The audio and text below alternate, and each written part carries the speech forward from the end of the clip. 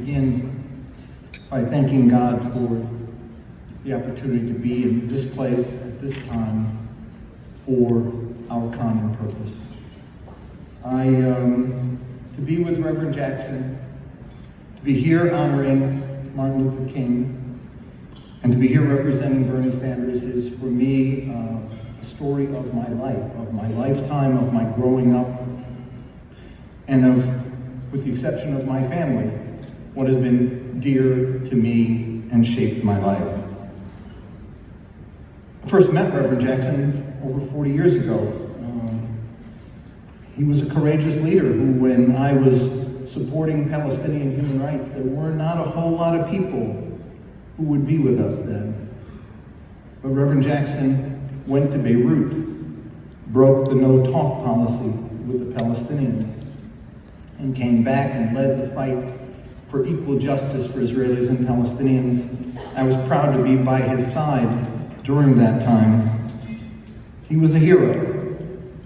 And when I was down and when I felt beaten and felt like I wanted to quit, I'll never forget Reverend Jackson said, if you quit, you give your enemies what they want. What they're most afraid of is that you'll stick around and fight. There have been so many times in my life when I have again felt like I wanted to quit, but Reverend Jackson's words haunted me and kept me on the course. In 1984, when Reverend ran for president the first time, he asked me to serve as a deputy campaign manager, and I did. Told me I'd learn more in 4 months than I'd learned in the last 4 years, and I did.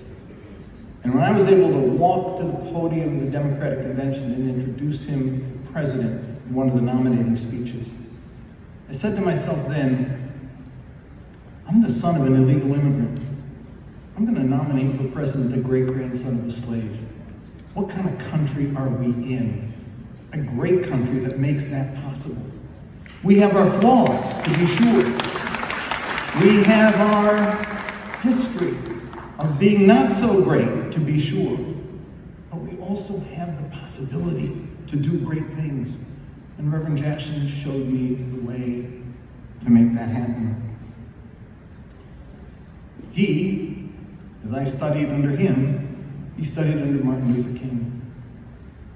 And so many times as I was listening to Reverend speak, the cadence, the phrasing, the use of the New Testament in a way that was challenging for the positive, never for the negative. Finding the good, not just speaking out against the evil. I saw the moral force of King in almost every word Reverend Jackson spoke. You know, people don't know. People don't pay attention to the fact that because of that 1984 campaign, Democrats won control of the Senate. That was Reverend Jackson's strategy from the get-go. His strategy was to increase African-American voter registration, to lift all these stones he said that were laying around and needed to be built into a fence so that we could build a wall and win victories. He did that. He also made possible the victories of governor in Virginia, mayors in big cities in the north. It was because of the registration drive led by Reverend Jackson. He did all that. And he learned from a master, from Martin Luther King. And I had the honor to serve on one of the early Martin Luther King holiday commissions in the District of Columbia. And even back then, it worried me that the King we were remembering had become a sort of hollowed out, fuzzy, feel-good figure. It was no longer the revolutionary Dr. King, the one that we knew, and we forget. Some of us don't even know. Do you know, if you think about it, less than 3 out of 10 people living in this country today were of an age to remember or even alive at the time when Martin Luther King was leading the civil rights movement in the 60s. Less than 1 out of 3. We can't afford a fuzzy, hollowed out, feel-good king. We need the revolutionary king who confronted the real challenges that we forgot all about, that our kids don't know about. We can't afford that. We can't afford to remember King just as a guy who said, oh, I want everybody to be together. No, he wasn't Rodney King, who was a good person. He was Martin Luther King, who fought not only poverty and injustice, who not only had a dream, but he fought against the war that was popular at the time he was fighting against it, who fought against capitalism at a time when nobody understood what he was talking about. When he called himself a democratic socialist, people said, what is this guy talking about? He's a Marxist. 75% of Americans at the time that King died, was murdered, had an unfavorable view of him because he challenged the status quo on every level. On every level. And people don't remember that. I am shocked that people don't remember the dogs, the hoses. They don't remember the prisons filled with kids. They don't remember because they don't know, because they're not taught, because it's a feel-good day. And it shouldn't be a feel-good day. It should be a get mad day and do something day.